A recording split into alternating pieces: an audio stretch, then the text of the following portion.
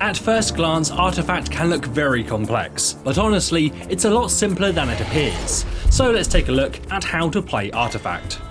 First things first, how do you win? In Artifact, you and another player will face off across a board which consists of 3 separate lanes. Both players have a tower in each lane with 40 health. When a tower is destroyed, an ancient will spawn in its place. You win the game by either destroying 2 of your opponent's towers or killing 1 of their ancients. So with victory in mind, let's go through a game step by step.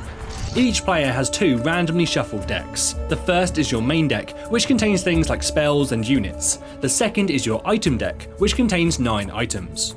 You will also pre-select the 5 hero cards that you'll be bringing into the game, and the order in which they'll be played.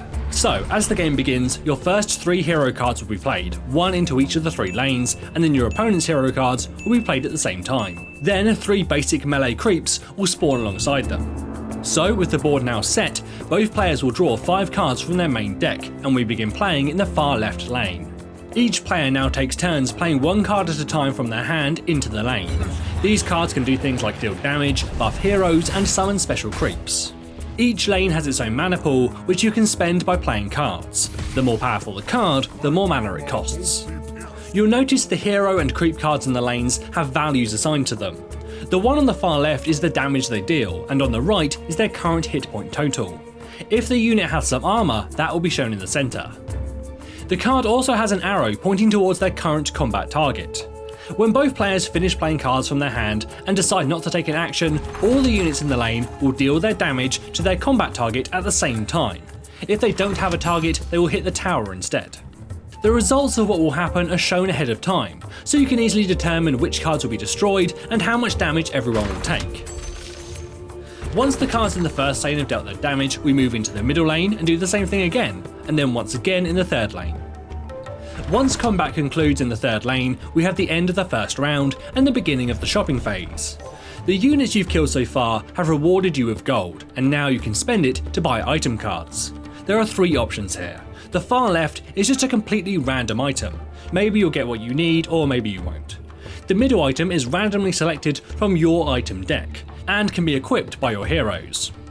Finally, the right is always a consumable item. These can do things like help to heal a unit or draw a card from your main deck.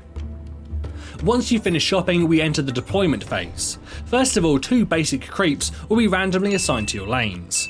Then you'll be able to secretly decide which of the lanes the 4th hero card that you chose earlier will go into. At the end of the next round, you will then get to decide where the 5th and final one will go. Also, if any of your heroes have died over the course of the game, they will respawn once their timer has elapsed and can be redeployed in the same way. Next, any units on the board that don't have another unit directly across from them will be dealt an arrow card. This will determine the direction of their attacks in the next round. Now we increase the mana pool in each lane by 1, draw 2 new cards from our deck, and start back in the first lane. This process continues until 1 player is left victorious. So that's the basics of how to play, but there is a little bit more to the game that you need to understand. For example, all cards, with the exception of item cards, are divided into 4 colours. You may only use a card of a certain colour if you control a unit in the lane with the same colour. You can stack your deck with whichever colour combinations you like, but each colour has its own theme.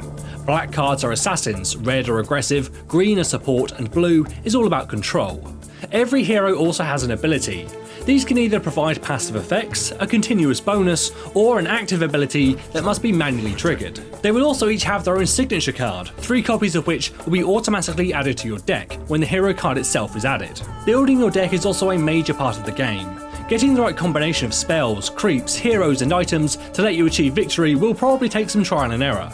The deck must contain at least 40 cards, but there is no maximum limit.